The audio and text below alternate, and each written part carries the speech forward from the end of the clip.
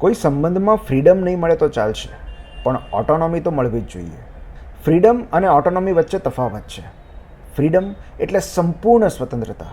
કોઈ રોકે નહીં, ટોકે નહીં, પ્રશ્નો ના પૂછે અને આપણને મનસ્વીપણે વર્તવા દે. એ તો ડિટેચમેન્ટ થયું. આપણને એ નથી જોઈતું. એક રિલેશનશિપમાં આપણને જેની ઝંખના અને જરૂર હોય છે એ ઓટોનોમી છે. ઓટોનોમી એટલે સ્વાયત્તતા. અન્યની કચકચ કે કંટ્રોલ વગર આપણા વ્યક્તિગત જીવનના નિર્ણયો સ્વેચ્છાએ લઈ શકવાની સત્તા. આપણા માટે શું સારું કે ખરાબ છે, શું યોગ્ય કે અયોગ્ય છે, શું કરવામાં મજા આવે છે અને શું કરવું નથી ગમતું, એની પસંદગી આપણા હાથમાં હોય એ ઓટોનોમી છે. કોઈની સાથે ઇમોશનલી કનેક્ટેડ રહીને પણ સ્વાયત્ત રહી શકાય. સ્વાયત્ત બનવું સ્વાર્થ નથી, મનુષ્યની મૂળભૂત જરૂરિયાત છે.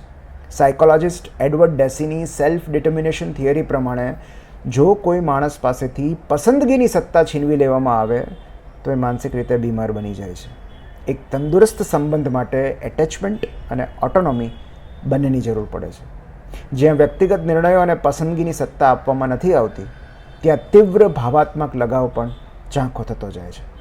ઓટોનોમીની ગેરહાજરીમાં એટેચમેન્ટ ઘટતું જાય છે.